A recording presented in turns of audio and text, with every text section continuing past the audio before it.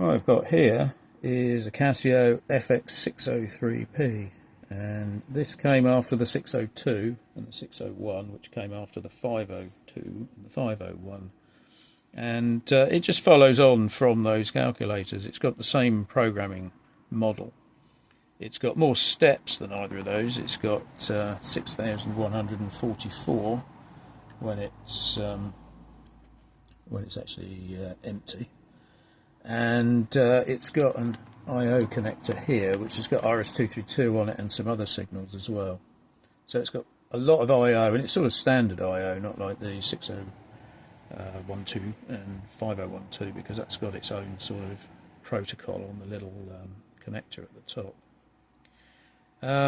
This one is alphanumeric like the 602. It's a two-line display, and it's got various features that those other two calculators don't have. This one's got hexadecimal, well, base N calculations, which is quite handy. And I've got a few of these. Most of them are in a pretty bad state. This one's in a very nice state. They're not particularly rare. They were only sold in Japan, I think, although there is an English manual, English and Spanish I've seen, so I'm not sure why they did that if they only sold it in Japan, but there we go.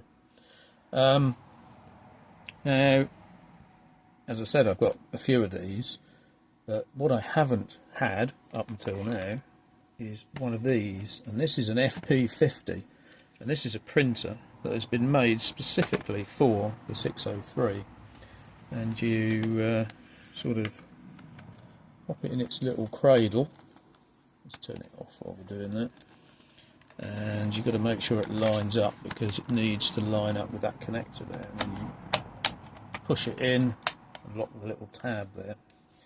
And this lets you print out on the thermal printer here. This takes standard 58mm-ish paper. It's a thermal printer. And it's battery powered. So if you turn the calculator on, and you turn the printer on, they've both got supply switches. The head moves and the green light comes on. I did find when I first got it that if the calculator's off and you turn the printer on, nothing happens. It does not power up. If you have a charger plugged in, then it will not power up. So you can't run this while you're charging. You have to run it off the battery. I'm not entirely sure why. And anyway, that's how it is. If you do a calculation, so divide 1 by 7 with the equals, you can then print it out. There's a PRT command there, so you can do a second PRT and then a shift EXE,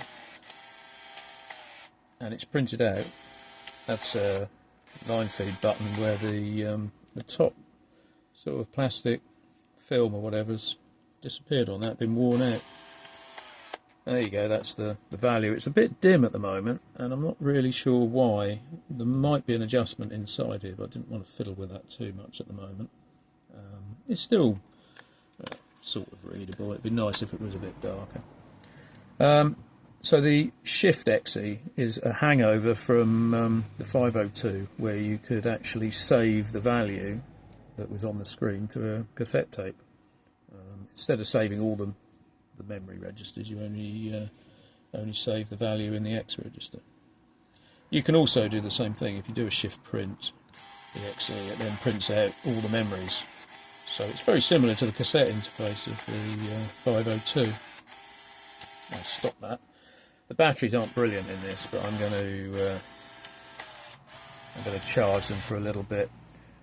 When I first got it, I couldn't turn it on because I had the charger plugged in, I had the calculator off, and the printer just didn't turn on at all.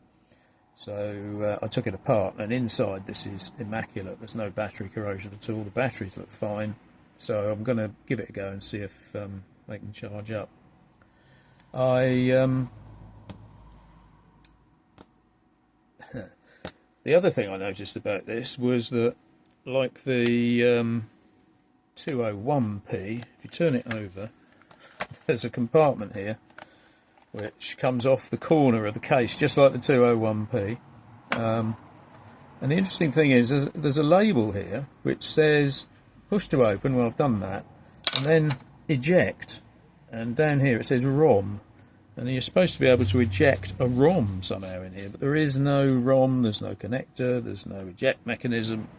So I think they must have used a case from something else, which is odd because it's a very specific case to the 603. Or there was going to be a ROM in here, but there's no way, there's no connector for the calculator, so that's a bit of a mystery, that. A bit like the 201P, although the connections are known in that one. It's difficult to know why they did it. The other thing that I found out was that the printer is using the same communication path as a Centronics printer when you plug it in. You can plug printers into this, other printers. And so because there's in the manual it tells you can send character codes to the printer using the poke command, because this calculator has peek and poke. You can do things like, we go into hexadecimal mode, put a 41 in the display. We can then do a poke to 9999, and that should have sent 41 to 9999. Nothing's happened because we need to send a, that's not working, we need to send a, oh, it's not in hex mode, is it? Let's do this properly. We're in base N, we should be in hex mode. Hang on. Should be in hex mode. Where's hex mode?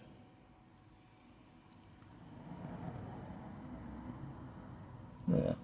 So we're in hex mode. We'll send a 41 using the shift poke to 9999, and then we'll send a D, which is the carriage return. And we'll poke that into 9999, and there we go.